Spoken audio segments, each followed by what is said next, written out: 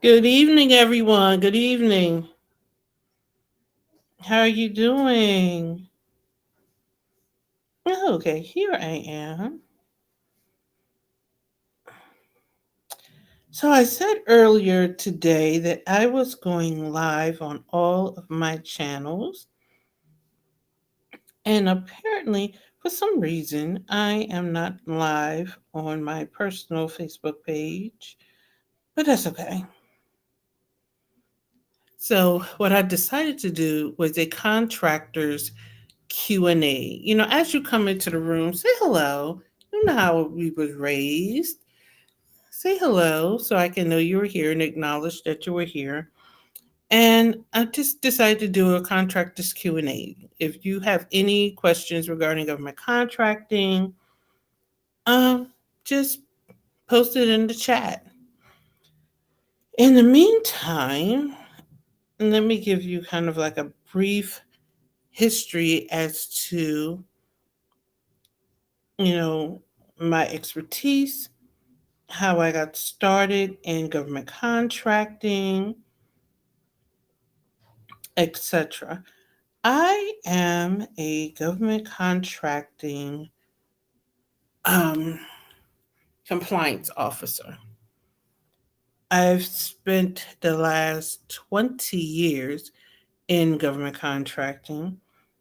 I've worked primarily as a compliance officer, um, interfacing with DCAA, provide anchored cost submission, disclosure statements, CAS audits, etc. As you come into the room, please say hello if you're catching this by the replay, hashtag replay.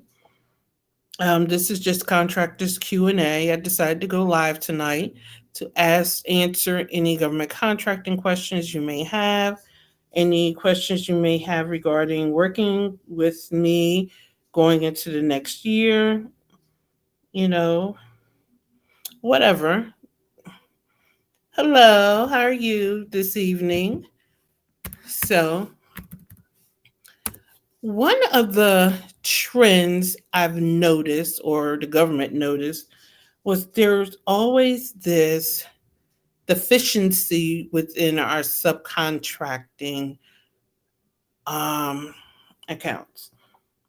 Basically, put our subcontractors were our weakness, and it was usually our small business partners.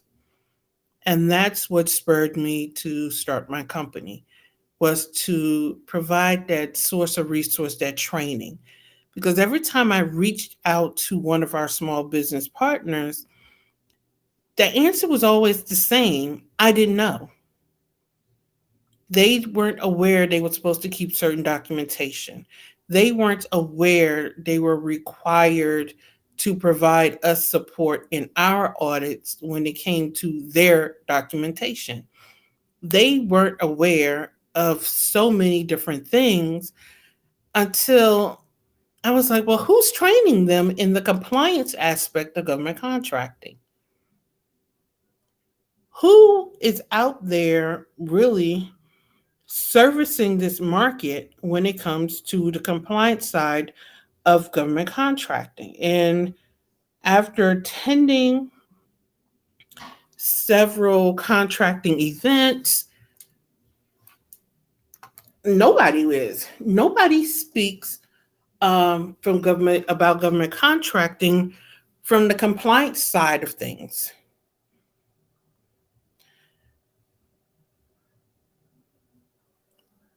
Okay. I'm now live on Instagram. I turned this light down because it's shining in my eyes. Um, oh, that's great to hear, Gloria. Cool. What industry of compliance and management? Banking compliance, can give me a little more information than that, if you don't mind sharing. And let me remove my guard. And welcome. I'm now live on Instagram as well as Facebook, YouTube, and LinkedIn. So, anyway, what I've found is there's very little conversation, very little training around the compliance aspect of government contracting. That is why, oh, retailing compliance, cool. USDA, cool. So that's where LT&A Consulting Group started. And over the years, what I'm finding is people are more concerned about getting certified than about learning how to maintain, retain, and scale in government contracting. And I find that sad. I'm gonna just call a spade a spade. It's sad. When I talk to contracting officers, I remember my first contract was DBE support contract. And the contracting officer talked about how his small businesses could not bill him.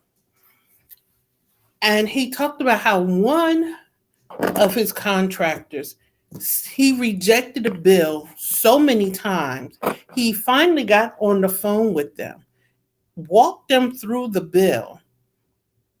They submitted the bill to him, and the bill was still wrong, but it was right enough so that he could pay it, but it was still wrong.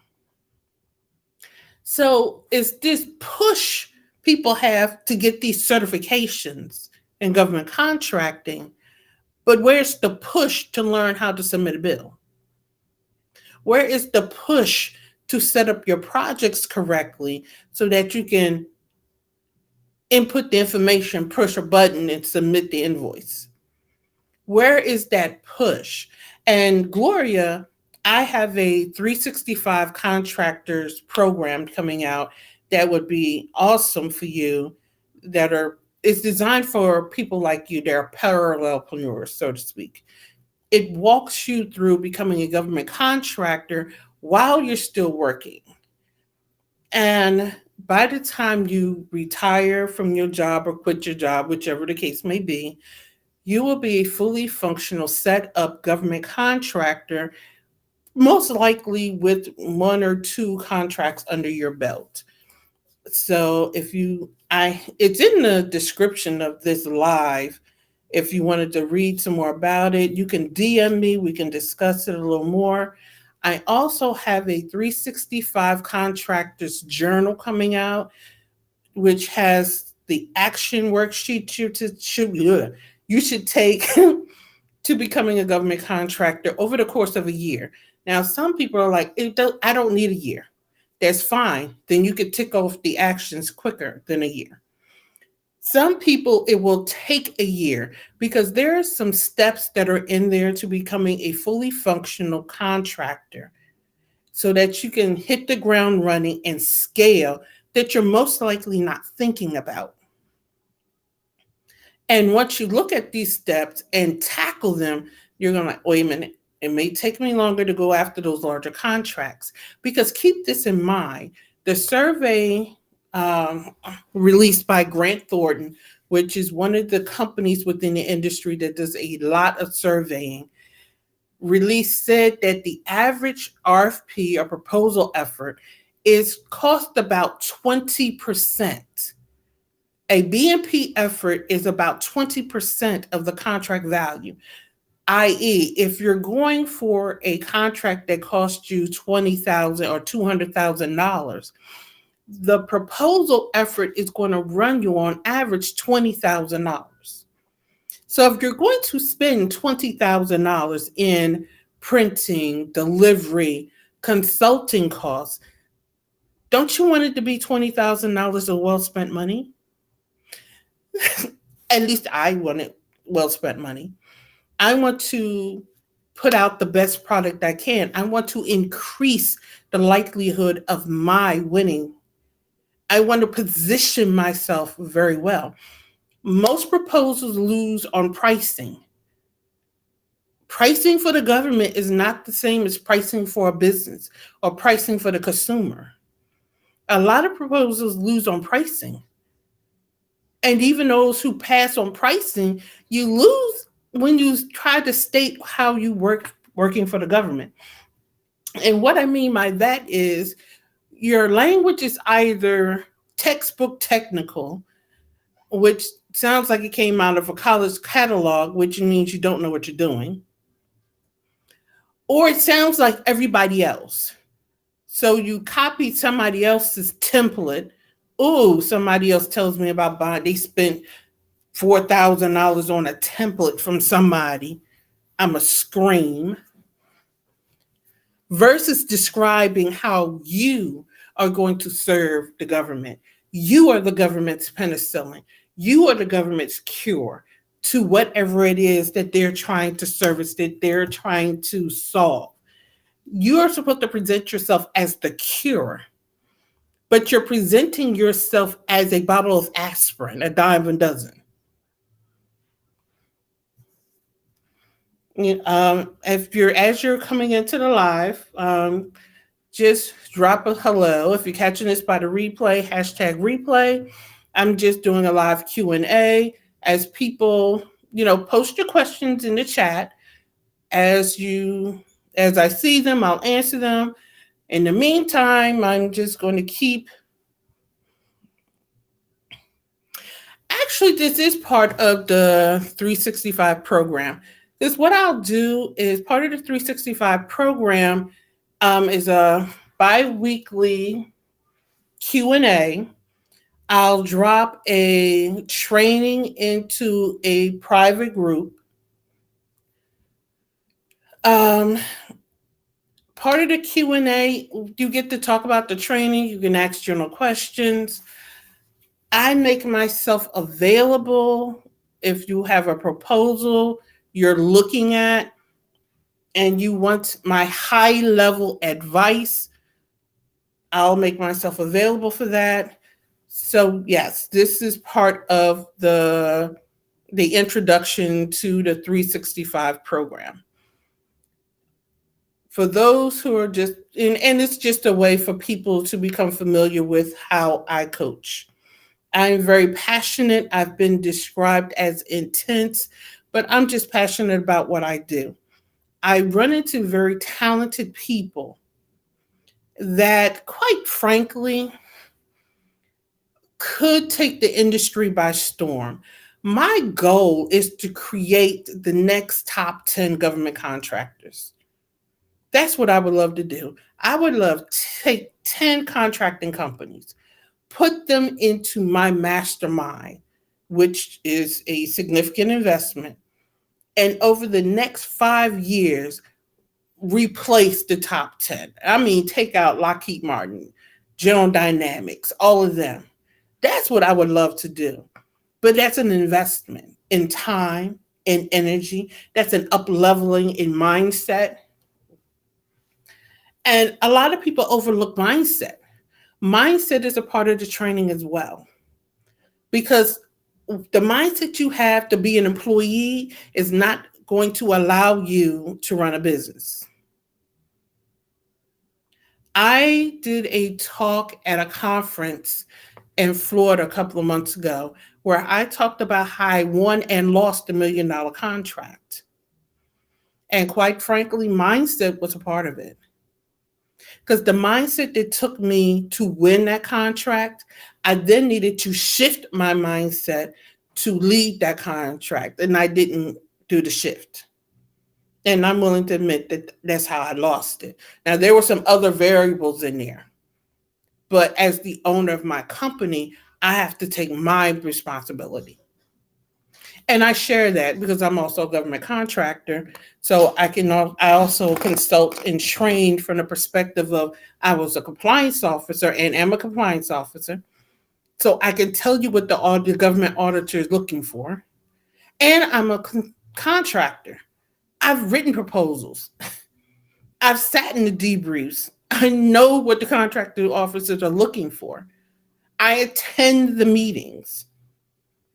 So I know what they're saying. Let me help you. But I'm kind of digressing a little bit. Um, so as you come in the room, say hello. You know how we was raised. We were raised with manners. And if you're catching this by the replay, hashtag replay. It's just the live Q&A for those who are interested in government contracting. If you have questions, just drop them in the chat. If not, just join us for the ride. So, outside of pricing and responses, the resumes that are submitted with your proposals, a lot of times the resumes don't hit it. I will never forget I had a friend of mine. We were reviewing some documents. I was writing proposals. I showed him the resume of a gentleman, and he was like, "You shouldn't hire him." I showed him the security assertion for my company, and he was like, "This is the man you should hire." When I told him the man who wrote the security assertion and the man whose resume he just read was the same person, he was blown. Your resume should match your work. And a lot of people don't do that. Your resume reads like Gomer Pyle, but your work reads like President Obama. Your resume doesn't reflect your work, but you're putting Gomer Pyle into your proposals. I know that was a far-fetched example, but this is real life what people are doing when it comes to government contracts and government contracting and proposal writing, which is why I do a whole training called Decoding the RFP, which is why I do a whole training called Constructing the Proposal and the proposal response. There's just more to government contracting than getting a certification. There are subtle nuances and components that come together. I will tell anybody, schedule a strategy day. And if you can't do the strategy day, do a strategy session. But at the bare minimum, the 365 contractor is where it's at. And it's only $500 to join and $199 a month. To just get in, I'm sorry, it's slightly distracted. I didn't turn off all of my notifications. To get in on the ground floor, to have access to this type of training to get you started. Where can you get this type of training bi-weekly for $199 a month? The average government contracting training out there is what, $500 for an hour and a half class? I'm having a contractor's battle plan masterclass the first of the year. The first one is virtual for $500. We're creating a battle plan. For those who join the 365 contractor, I'm throwing in the battle plan, that class for as a part of becoming the 365 contractor. As I said, as you come in the room, say hello. I'm just doing a live Q&A tonight. Just kind of haphazardly. Initially, I wasn't even going to go live, but I just decided to do a Q&A. If you have any government contracting questions, drop them in the chat. If not, we're just here to wing it and hang out for just a little while before I go to another training. I keep my trainings fresh. I keep my trainings live. I keep my creds up. I am forever in a class. I have coaches, first of all. I don't have one coach. I have a mindset coach. I have a leadership coach. Matter of fact, she's on my Instagram. She decided to pop in. Hopefully she's available tomorrow afternoon when I go live. If not, she'll be on my podcast next year. I'm gonna get her on my podcast. I have a business coach. I have a branding coach. I have coaches. You should not want to be coached by somebody who doesn't have a coach. And then I'm a consultant. I did a whole live that will play again on Thursday. The difference between a mentor, a coach, and a consultant.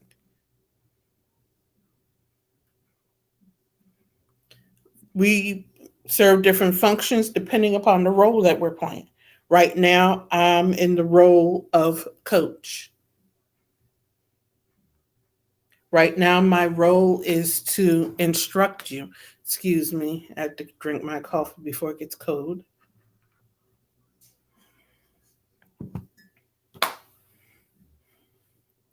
If you catch this by the replay, hashtag replay, but let me reintroduce myself. I'm Luciana Turner. I'm the founder of the LT&A Consulting Group. I help businesses obtain, maintain, and retain government contracts. I just decided to go live this evening to do a contracting Q&A. This week we're dedicated towards just a sneak peek at what my 2023 offerings are. Yesterday I talked about the 365 contractor. Today, this morning, I talked about the contractor's battle plan. Tonight, I just decided to go live with a contracting Q&A. Tomorrow at 12 o'clock, I'm going to just blow the lid off the thing. And are we in business or what? Is the lunch and learn topic. I am going live tomorrow morning, but the primary live is are we a business or what? Hey, sometimes we just need people to just throw it out there because I'm seeing some things. People want to call themselves government contractors and you don't want to have accounting systems. And there's audits for everything in government contracting. Now, if you're trying to do hit it or quit it contracting, I'm not your girl. Sorry, that's not what we do. If you're trying to get in this thing for the long haul, you're trying to be stable, you're trying to scale your business, I'm the person you want to work with because I'm going to teach you the right way. We're going to focus on compliance. We're going to build in compliant systems. We're going to prepare you for the audit. So when the auditor come and knock on your door, you're ready. You're going to know how to answer the questions. You're going to know what questions you're not supposed to answer. Hello. You're going to know how to respond to an auditor, but that's a little later down the road. Right now, we're talking about just obtaining and maintaining a government contract.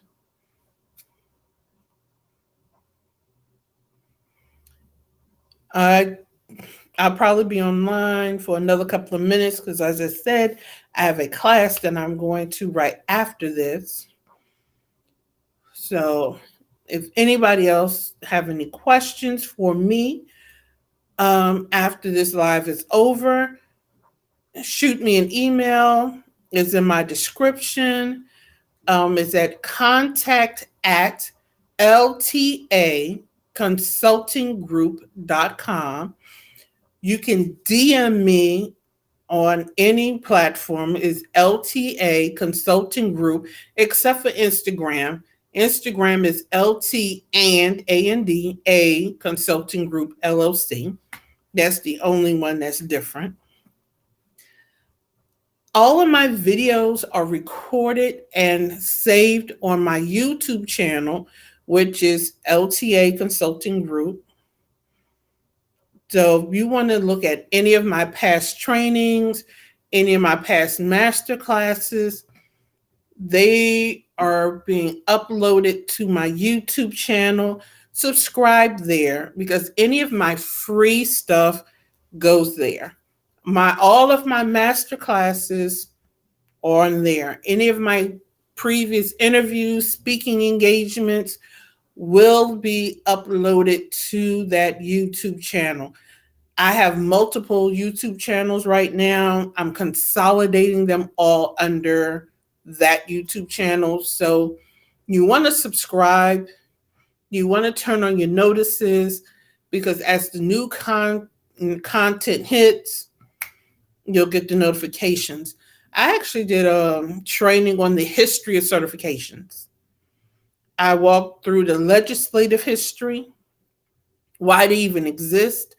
I actually talked about, because I am one of my managers, worked the audit of, there was a big scandal in the certifications, which is why there's so much paperwork required to become a certified minority business enterprise and a economically disadvantaged woman-owned business. There was a huge scandal in the early 80s because they discovered that several companies were actually using a older Black man as a front person, and the company was actually being run by two white men. The Black man's name was on none of the company documentation. Oh, wow. But if you look into the legislative history, that was one of the concerns that was brought up when the certification program was introduced. How do you ensure that the program isn't misused? But then I have a whole training that I do around the certification program that is a way for the government to check the box, but doesn't guarantee you a contract.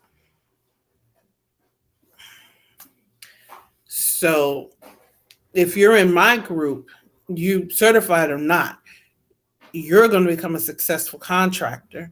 You will win contracts.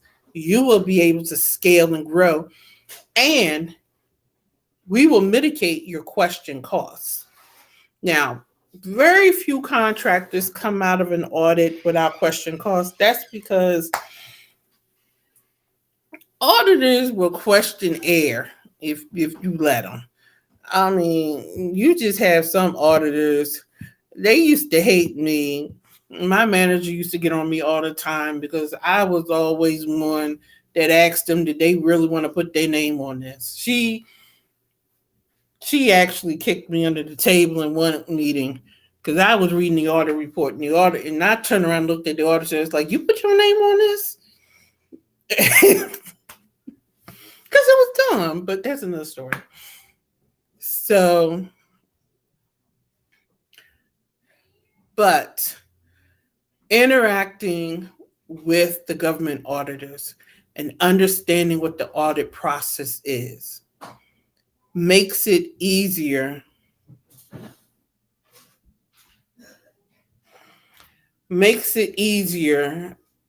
to train and coach people in government contracting. It makes it easier for me to convey to you what the government is looking for. So I'm getting ready to sign off so I can get ready for my next class. But so if you have any other questions after I sign off, shoot me an email, send me a direct message. Yeah, I just jumped on to do a contractors Q&A. If you have any questions on government contracting, this week I'm going live. I've gone live every day. This week is only Tuesday. but I have gone live every day this week, twice a day, to kind of debut some of my 2023 offerings. I have the three 365 contractors program. I have the 365 contracting journal that will be out the first of the year. I have the contractors battle plan virtual masterclass that's January 7th. And decoding the RFP training class. So I'm going to update all of my links so that if you want to join, register for the class, you can register for any of those classes, any of those programs. If you have any questions, email me, DM me. I'm getting ready to sign off so I can prepare for my next class. And I will see you tomorrow morning.